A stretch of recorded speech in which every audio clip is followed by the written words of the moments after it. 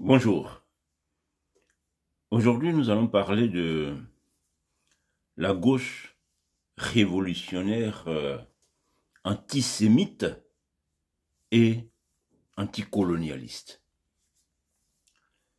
Depuis le 7 octobre 2023, date du déclenchement par le Hamas de la guerre entre Israël et tous les groupes islamistes qui veulent détruire l'État hébreu, je suis surpris par l'attitude à l'égard de Jean-Luc Mélenchon dans bon nombre de milieux politiques et médiatiques français.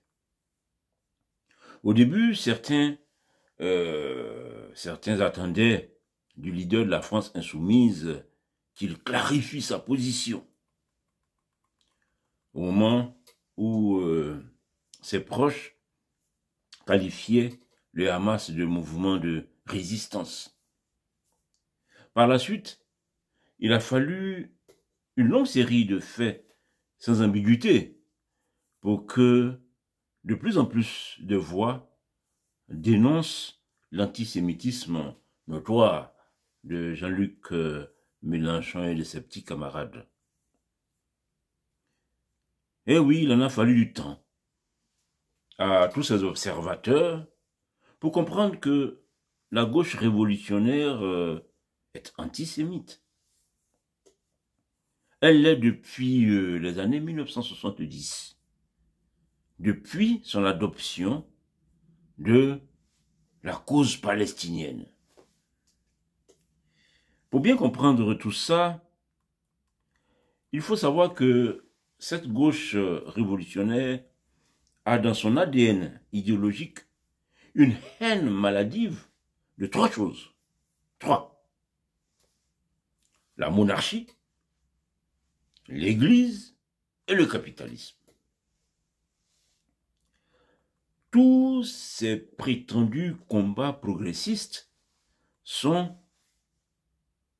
pour mobile la haine de la société occidentale, de un, et de deux, pour principal objectif, la destruction des fondements multiséculaires qui ont fait la réussite et l'hégémonie de l'Occident. Donc je répète, la monarchie, la chrétienté et le capitalisme. Le capitalisme vu comme la recherche et l'innovation, la liberté d'établissement des détenteurs des capitaux, l'autorégulation des prix et des quantités sur les marchés, la motivation d'entreprendre par la recherche du profit, etc. Voilà. Donc ça, c'est tous ces traits caractéristiques de l'organisation économique qu'ils définissent comme le capitalisme, puisque c'est eux qui définissent leurs ennemis. Cette haine pathologique des fondements de la société occidentale s'est transformée avec le temps en une haine du blanc. Une haine du blanc. Haine portée par des misanthropes en recherche permanente d'alliés pour détruire leur société. Ils cherchent des alliés pour détruire leur propre société. Alors nous allons voir comment est-ce que la haine du capitalisme occidental pousse la gauche radicale, la gauche révolutionnaire, à être antisémite. Alors je vais vous lire deux passages de ce livre, mon dernier livre, Haine du blanc et mon noir. Le premier passage concerne l'exaltation anticapitaliste, stérile d'ailleurs, exaltation anticapitaliste stérile du révolutionnaire Jean-Luc Mélenchon. Et la deuxième partie concernera l'alliance de la gauche révolutionnaire et de l'islamisme autour de la cause palestinienne. Alors, première lecture, je cite. Pendant de nombreuses années, Dans sa croisade motivée par son obsession anticapitaliste, nous avons vu Jean-Luc Mélenchon faire feu de tout bois dans une grande excitation. Après s'être fait le turiféraire de Hugo Chavez, dont, selon lui, la révolution bolivarienne est pour lui une source d'inspiration, on l'a vu en 2014 vanter l'Italien Matteo Renzi, qui, selon lui, portait les nouvelles espérances des peuples européens épris de justice sociale. Pour terminer, tout exalté, a fait la claque en 2015 au tout nouveau dirigeant grec, Alexis Tsipras, qui, pour lui, montrait le chemin pour soustraire les peuples européens du diktat de l'impérialisme financier. On a suivi Jean-Luc Mélenchon dans tous ces événements. Je continue la lecture. Par la suite, Mélenchon s'est fait discret sur toutes ces expériences, car il n'a pas fallu longtemps pour que le régime du Venezuela traverse une grave crise qui menaça de l'emporter, avec de nombreux Vénézuéliens qui fuyaient la misère pour se réfugier dans les pays voisins. C'était des colonnes de Vénézuéliens qui fuyaient leur pays, qui fuyaient le régime qui était une source d'inspiration pour Jean-Luc Mélenchon. Je continue la lecture.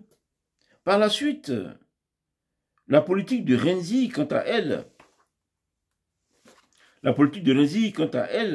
a conduit l'extrême droite au pouvoir en Italie.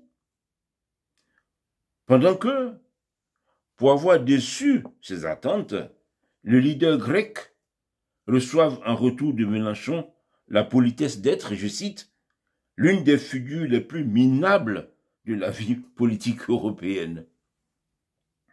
Pour l'instant, après les belles paroles enflammées de Mélenchon, nous attendons toujours de voir des résultats concrets et durables. Donc ça, c'est la première lecture concernant l'exaltation capitaliste stérile du révolutionnaire Jean-Luc Mélenchon. Et dans la deuxième lecture, comme je vous ai dit, je vais parler de l'alliance de cette gauche révolutionnaire et de l'islamisme autour de la cause palestinienne. Comment comprendre, je cite, comment comprendre que la haine du blanc se saisisse de la cause palestinienne? Ces motivations idéologiques, la motivation idéologique de la haine du blanc, ces motivations idéologiques profondes sont d'une part le combat contre le capitalisme, dont les juifs sionistes seraient les maîtres mondiaux. L'État d'Israël étant une œuvre du sionisme au siècle dernier, sa ruine serait une grande victoire contre le capitalisme. D'autre part, les islamistes, ennemis jurés des juifs depuis plus de 1000 ans, et encore plus des sionistes depuis le siècle dernier, les islamistes étant désormais des alliés dans la transformation de l'Occident par le biais de l'immigration massive, s'engager à leur côté dans cette guerre politico-religieuse en Terre Sainte est faire d'une pierre deux coups. En même temps qu'on s'attaque au capitalisme mondial, on se fait des alliés pour l'anéantissement des traces du christianisme en Occident. Donc, ces deux extraits sont tirés de ce livre, Haine du blanc et monde noir, que j'ai publié en avril 2023, pardon, donc longtemps avant le 7 octobre 2023. D'où ma surprise que ce soit seulement après le 7 octobre que les gens découvrent l'antisémitisme de Jean-Luc Mélenchon, donc l'antisémitisme de la gauche révolutionnaire. La gauche révolutionnaire est antisémite depuis les années 1970. Mais au début, elle le cachait derrière l'anti-sionisme.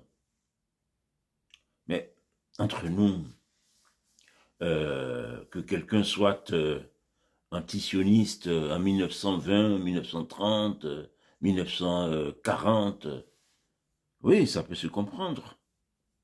Mais dans les années 1970, dit qu'on est antisioniste, près de 20-30 ans après la création de l'État d'Israël, être antisioniste, mais c'est être contre la majorité des citoyens de cet État. Être contre les Juifs. Donc c'est de l'antisémitisme. Ce n'est pas de l'antisionisme, c'est de l'antisémitisme caché sous le vernis de l'antisionisme. La différence avec 1970, la différence aujourd'hui avec 1970, c'est que, avec l'immigration massive, Jean-Luc Mélenchon se dit qu'il a désormais du monde. Il a du monde pour servir non seulement de bétail électoral, et on voit dans les élections qui le vote, mais aussi de bétail insurrectionnel. Il a de quoi, à un moment donné, faire bouger la société. Se sentant prêt pour les batailles décisives, Jean-Luc Mélenchon et ses acolytes peuvent s'afficher antisémites sans avoir à le proclamer, bien sûr. Surtout que plus ils s'affichent antisémites, plus ça galvanise leur clientèle islamiste. Alors, il faut savoir que cette gauche révolutionnaire a une arme redoutable, qui est le mensonge. Le mensonge. C'est en cela que je vais vous faire un parallèle entre son antisémitisme et son anticolonialisme. Par l'infiltration et le noyautage des milieux académiques, médiatiques, syndicaux, associatifs et autres, cette gauche révolutionnaire a bâti patiemment une hégémonie culturelle qui lui permet d'imposer ses mensonges et parfois ses nouvelles lubies progressistes. Comme maintenant on vous dit par exemple qu'on ne naît plus femme ou homme. Non, non, il n'y a plus de femme, il n'y a plus d'homme. Ça, c'est leur nouvelle lubie progressiste. Mais surtout d'imposer ses mensonges par son hégémonie culturelle. Alors, comment est-ce que cette gauche révolutionnaire nourrit-elle l'antisémitisme par le mensonge? Je vais juste vous donner quelques traits, on ne va pas rentrer dans l'histoire des conflits israélo-arabes, mais juste quelques points précis qui permettent de comprendre.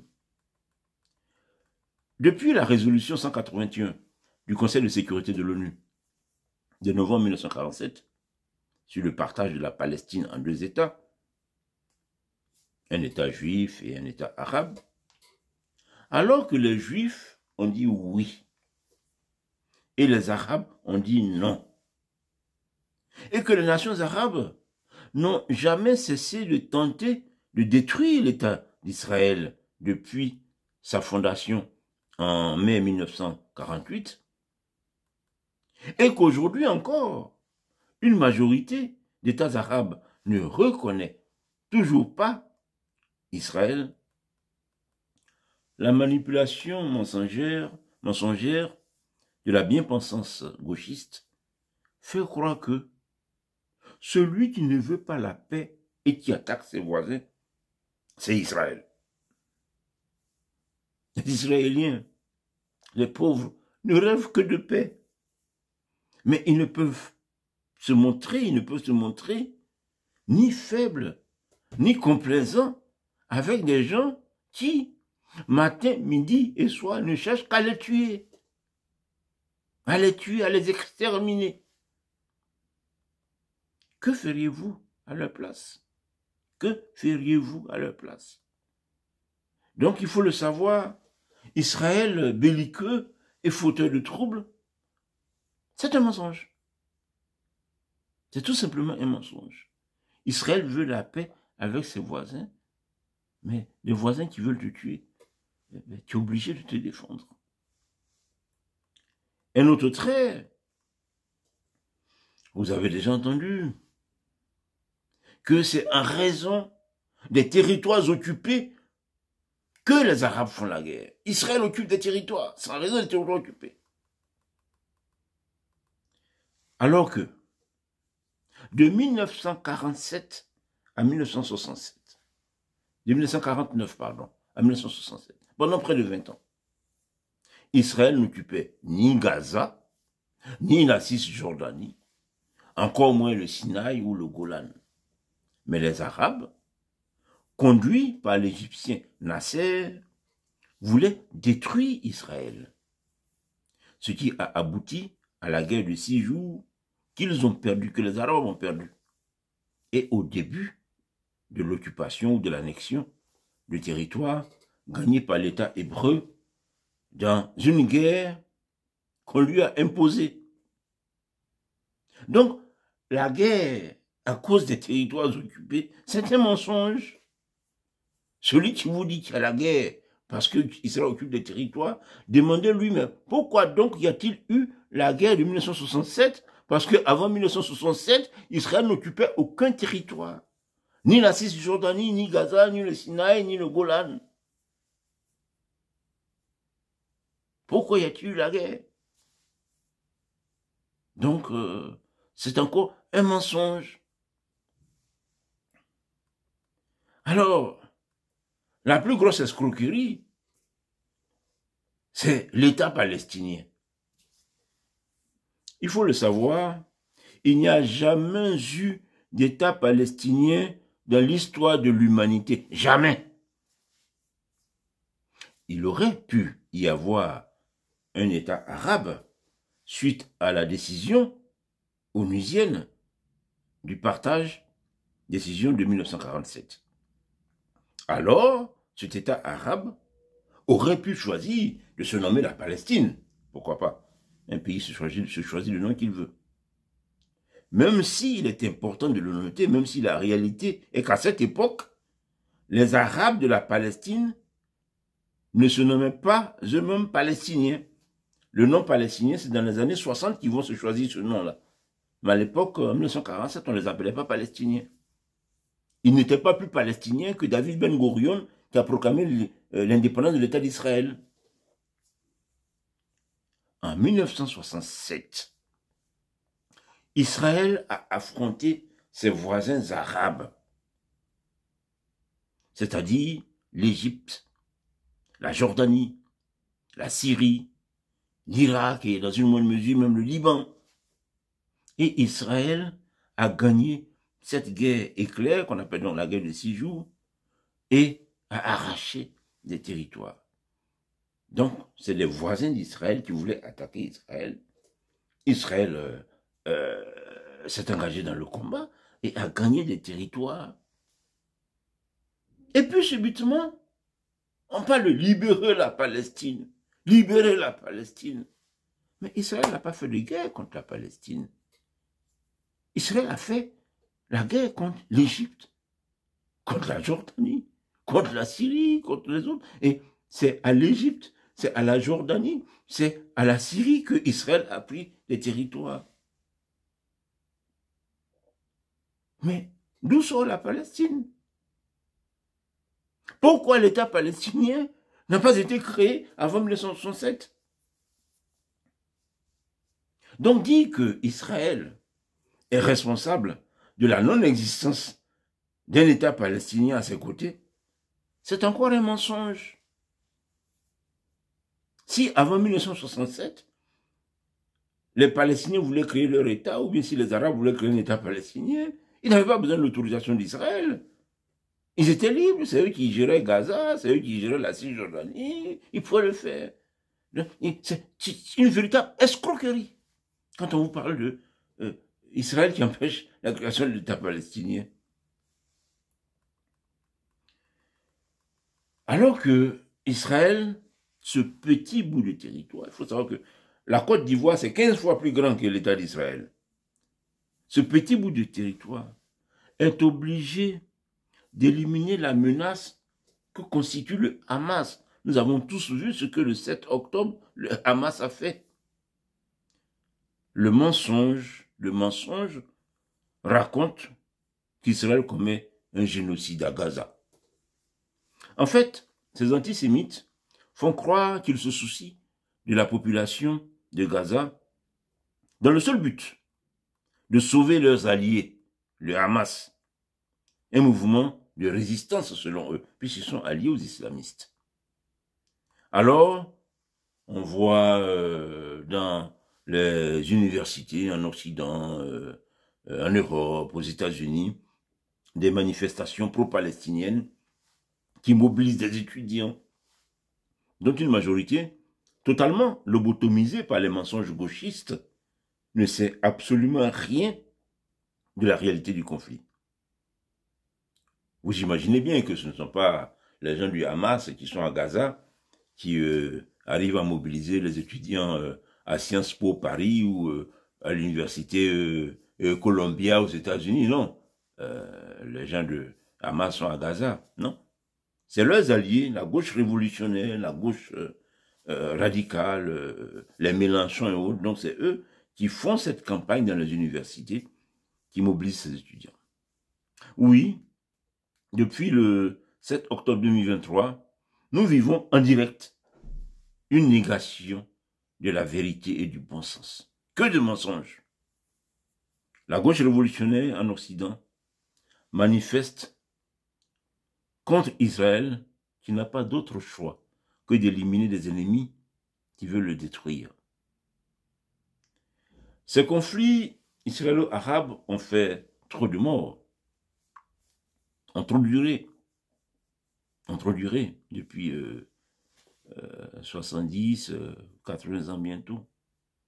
Il faut espérer que surgissent dans le monde arabe de grands leaders qui fassent comprendre aux masses que l'État d'Israël est légitime sur la terre qu'il occupe.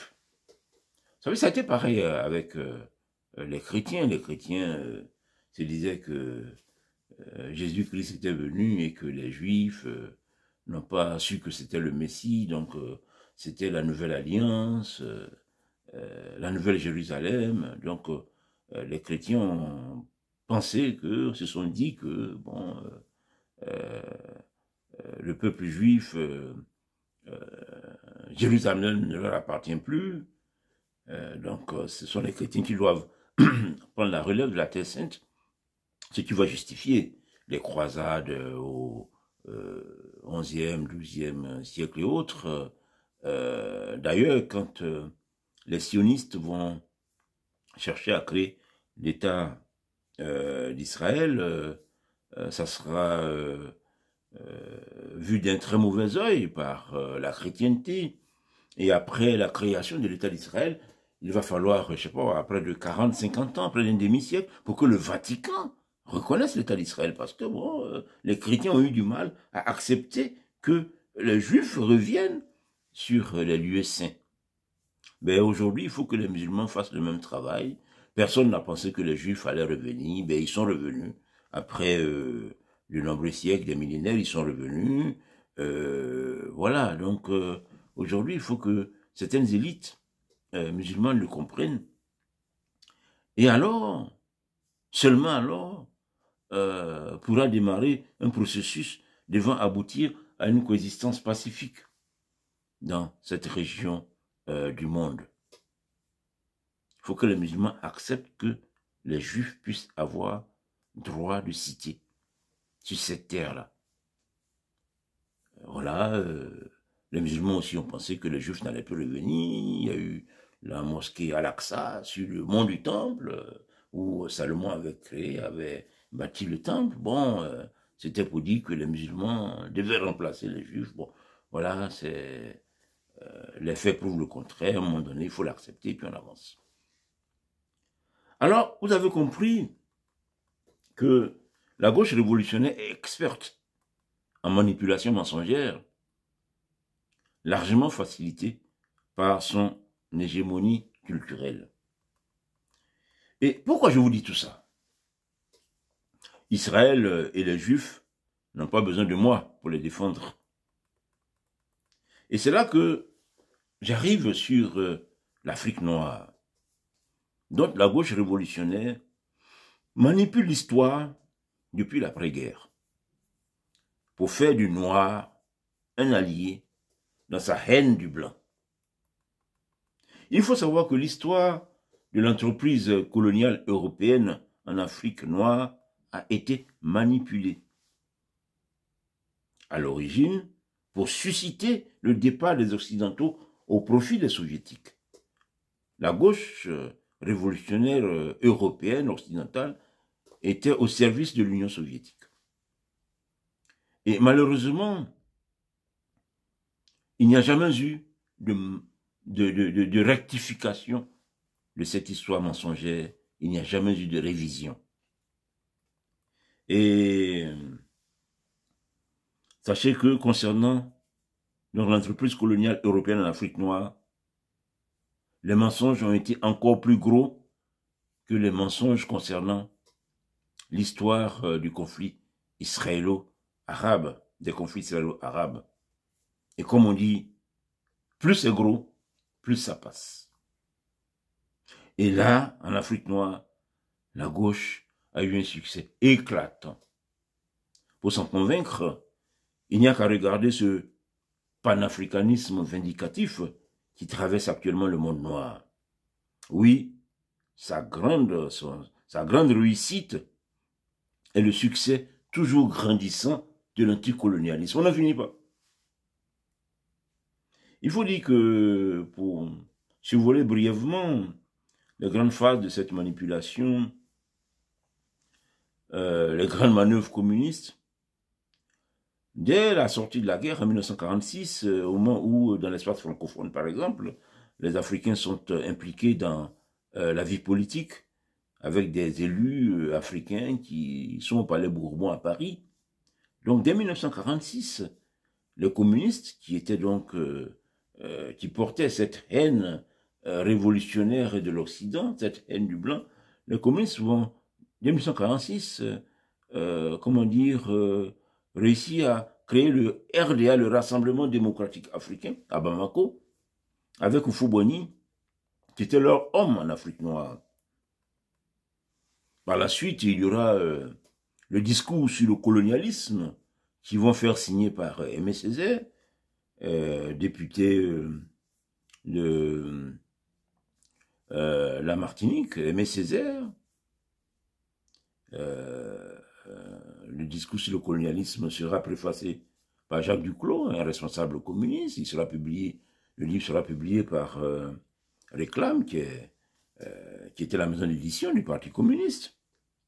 Donc, ils sont vraiment à l'œuvre dans le monde noir avec tous ces actes. Et quand, au tournant de l'année 1950, il y aura le désapparentement du RDA avec le Parti communiste, donc Houphouët-Boigny va les quitter. Houphouët-Boigny sera tout de suite remplacé par Kwame Nkrumah, qui venait d'être nommé Premier ministre de la Gold Coast. Kwame Nkrumah va remplacer Houphouët-Boigny dans l'animation de l'anticolonialisme politique. Et le mot d'ordre, c'était indépendance ici et maintenant. Il fallait tout faire pour chasser les Occidentaux au profit de l'Union soviétique. Avec la contribution de tous les compagnons de route des communistes et tous les grands intellectuels dans les capitales européennes. En France, par exemple, il y avait Jean-Paul Sartre, tous ces compagnons de route des communistes. Jean-Paul Sartre qui va adouber des intellectuels africains, comme Frantz Fanon, des intellectuels noirs, pardon, comme Frantz Fanon. Il faut dire que, entre-temps, Aimé Césaire avait quitté les communistes depuis 1956 avec une lettre ouverte où il les traitait de menteurs. Et il a compris qu'il faisait fausse route. Donc après Houphouët-Boigny, c'est Aimé Césaire qui quitte le communisme. Donc bon, ils ont adoubé de nouvelles stars intellectuelles africaines comme Frantz Fanon. Bref, c'est dans toute cette atmosphère, pendant plus de 10 ans, un dénigrement systématique de l'entreprise coloniale occidentale en Afrique noire, qu'en 1958, De Gaulle revient aux affaires en France. De Gaulle dit, mais du temps de la France libre, moi j'ai parcouru l'Afrique, j'ai rencontré les Africains. Je n'ai pas vu des gens qui rêvaient du grand soir. J'ai vu des peuples laborieux qui travaillaient avec, étaient des partenaires dans le développement de leur territoire. Ok, d'accord, bon, je vois toute cette campagne, tout ce dénigrement de la colonisation, mais demandons l'avis des masses africaines, demandons leur avis. Et en 1958, dans le référendum que De Gaulle va proposer à la France et à toute la communauté française, De Gaulle va demander aux Africains de se prononcer, aux masses africaines de se prononcer.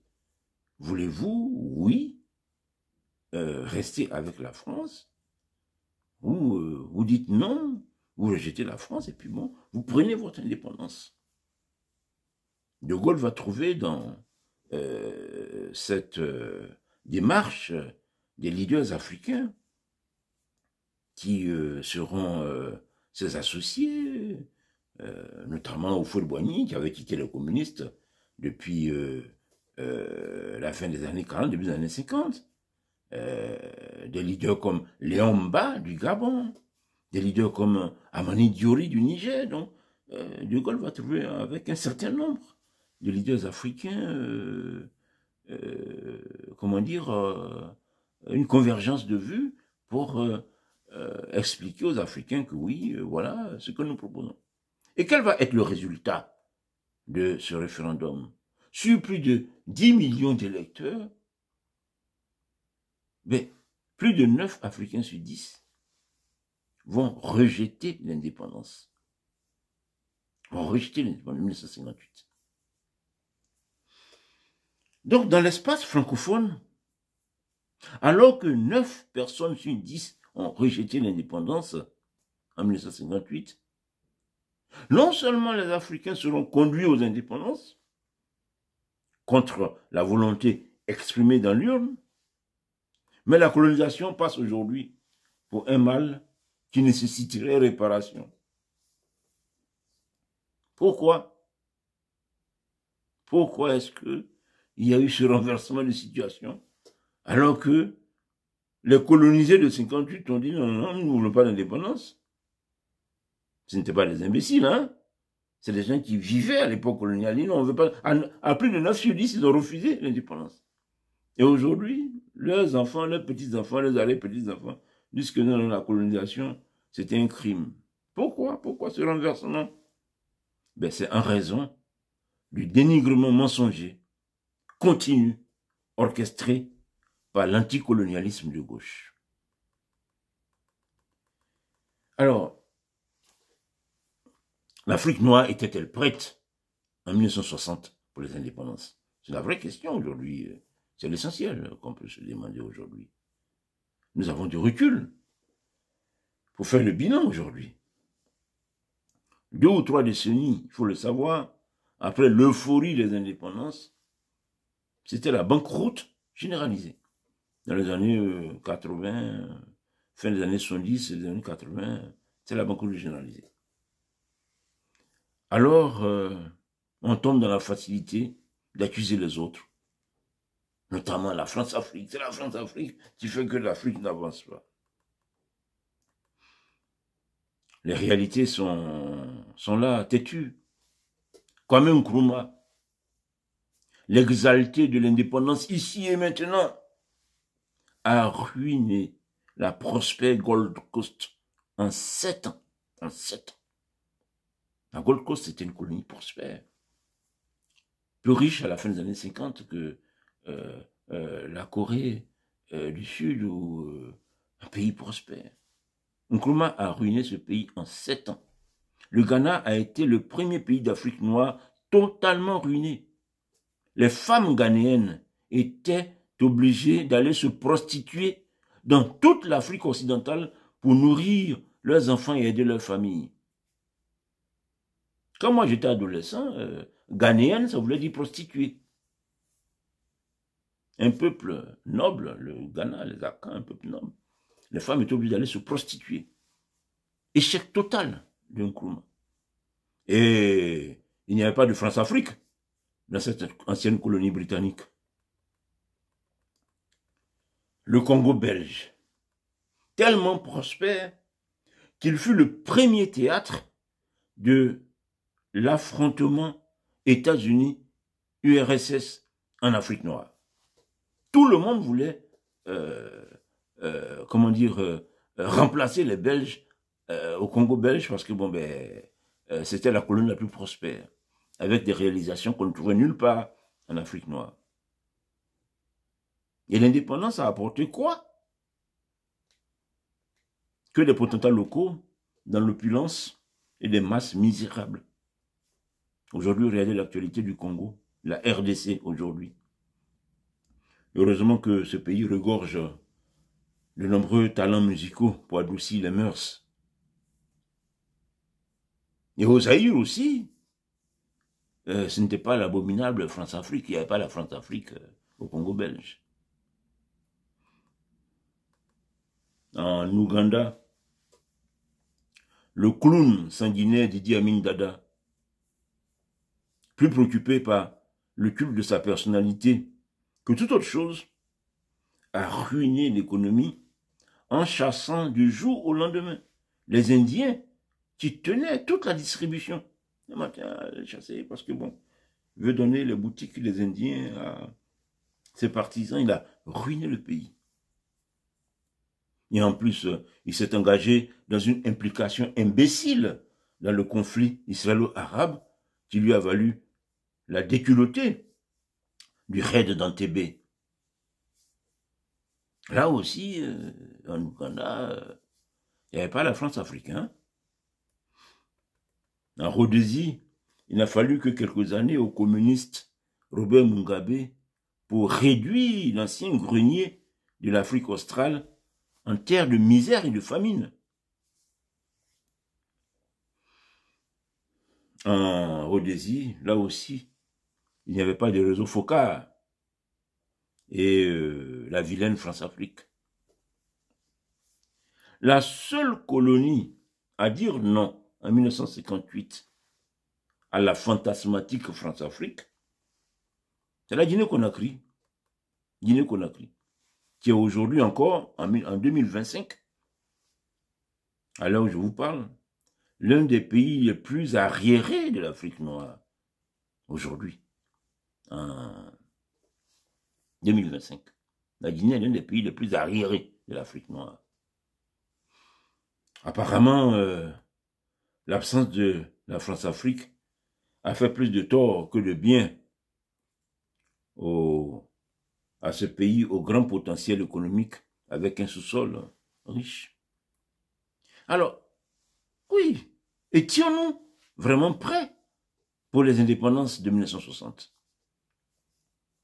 Je me souviens que dans les années 1980, le sage Houphouët-Boigny disait encore: comment voulez-vous aller aux indépendances quand vos ingénieurs et agronomes peuvent se compter sur les doigts de la main? Houphouët-Boigny disait ça encore dans les années 1980 à la télévision ivoirienne. Et c'est parce que Houphouët-Boigny avait un sens élevé de la responsabilité publique qu'il s'est acquitté de sa charge de chef d'État avec plus de réussite que la plupart de ses pairs. La colonisation négative ou criminelle, c'est un gros mensonge, un gros mensonge. Le noir, aujourd'hui, doit apprendre à connaître son histoire. La colonisation, c'est ce qu'il pouvait arriver de mieux à l'Afrique noire à la fin du 19e siècle. Ça faisait 4 siècles que les Blancs étaient là. Les Africains et les Blancs se connaissaient. Il y avait des protectorats qui existait depuis des décennies sur les côtes africaines. Et les Africains voyaient comment est-ce que ces bouts de territoire gérés par les Blancs étaient prospères, offraient une certaine qualité de vie. Contrairement, comparativement à quelques grands États africains qui existaient, où il n'y avait que esclavage, sacrifices humains, dans l'espace Akan par exemple, dans le royaume d'Oromé par exemple, des fois c'est des centaines de milliers de gens qui sont égorgés pour faire des sacrifices humains. Les gens voyaient ça. Ils ont dit non. L'Afrique noire voulait passer à autre chose. Et il y a des élites africaines qui vont solliciter l'Occident pour passer à autre chose. Que ce soit les Tswana en Afrique australe, des peuples dans l'espace Akan, à Anéo, ce qui va donner la colonie du Togo pour les Allemands. Certains leaders des royaumes aussi qui vont solliciter les explorateurs français qui étaient dans la zone. Ce sont des faits. La colonisation va se mettre en place avec une adhésion majoritaire des populations et des élites africaines. C'est ça qu'il faut savoir. Sinon, la colonisation, l'entreprise ne se serait pas mise en place aussi facilement. Les gens voulaient autre chose. Et cette colonisation, en quelques décennies, va apporter beaucoup à l'Afrique noire, en quelques décennies. Toutes ces villes qui vont être créées, ces infrastructures, insertion dans l'économie mondiale à travers certaines matières premières, certaines matières du sol comme du sous-sol, l'éducation, la santé.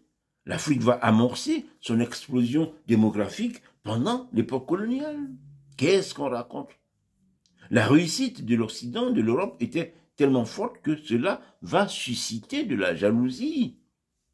Et malheureusement pour cette entreprise coloniale, c'est que les tuteurs de l'Afrique noire, les Européens vont s'engager dans deux guerres destructrices. La Première Guerre mondiale, ensuite la Deuxième Guerre mondiale. Et à la fin de la Deuxième Guerre mondiale, les tuteurs de l'Afrique étaient à genoux, étaient faibles, étaient désormais soumis. Et les États-Unis vont sonner le glas de l'entreprise coloniale pour prendre la place de leurs alliés européens. C'était ça, le projet des États-Unis, mais c'était compté sans les ambitions de l'Union soviétique de Staline, qui va donc s'engouffrer dans cette brèche et engager les communistes du monde entier, mais particulièrement le Parti communiste français, qui était le parti communiste le plus fort en Europe, en Occident même, le parti communiste le plus fort, c'est le Parti communiste français. Donc, l'Union soviétique va les engager dans le dénigrement systématique de la colonisation européenne, ce qui va conduire à tout ce qu'on sait. Alors, il faut savoir que, par son hégémonie culturelle, la gauche révolutionnaire impose des mensonges pour faire avancer ses causes. L'anticolonialisme ou l'antisémitisme, des causes avouées ou inavouées, parce que bon, ils vont jamais vous avouer qu'ils sont antisémites, même si les faits le prouvent. Le parallèle que je fais dans cette vidéo entre, d'une part, le conflit israélo-arabe et d'autre part, l'entreprise coloniale européenne d'Afrique noire, ce parallèle est destiné à faire ressortir le manque de scrupules de cette gauche révolutionnaire dans sa capacité à falsifier l'histoire. Avec la gauche révolutionnaire, il faut le savoir, on est vraiment dans 1984 de George Orwell, dans un monde orwellien. La réalité des choses, ça ne compte pas. On dit ce qu'on veut dire et on impose. On a l'hégémonie culturelle et on impose. Pour les mensonges antisémites, il y a heureusement une réaction d'une partie de l'opinion. Mais pour les mensonges anticolonialistes, aussi incroyable que cela soit, la gauche révolutionnaire n'a pratiquement jamais eu à affronter de contradictions. Le mensonge court en roue libre depuis plus de 7 décennies.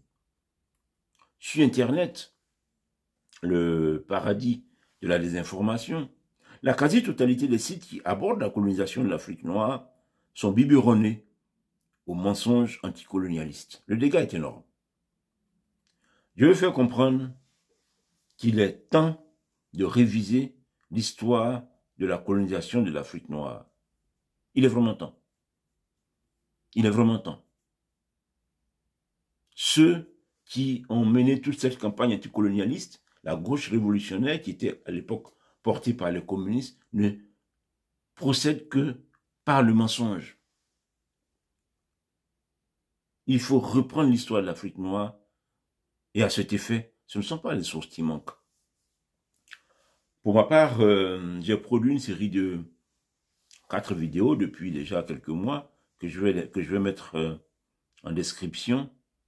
Vidéos qui parlent de l'entreprise coloniale de l'Europe en Afrique noire, la mise en place, qu'est-ce qui s'est passé, comment est-ce que, dans quel contexte cette entreprise coloniale va prendre fin, quels sont les différents acteurs, les acteurs principaux au niveau africain, les Houphouët-Boigny, Kwame Nkrumah, Léopold Sédar Senghor, Patrice Lumumba, Modibo Keïta, tous ces acteurs qui ont eu une incidence sur le cours des choses. Donc, j'ai cette série de 4 vidéos que je vais vous mettre en description qui en parlent. Et pour ceux qui veulent approfondir le sujet, il y a toujours mon dernier livre, Haine du blanc et monde noir, qui parle longuement de ces choses-là. Il faut que nous nous y mettions tous pour que les Africains connaissent leur histoire. Je suis à la fin de cette vidéo, je vous prie de liker, de commenter, de partager, de vous abonner pour que la chaîne puisse avancer et que je reçoive tout l'encouragement qu'il faut pour faire ce travail. Je vous remercie et à bientôt.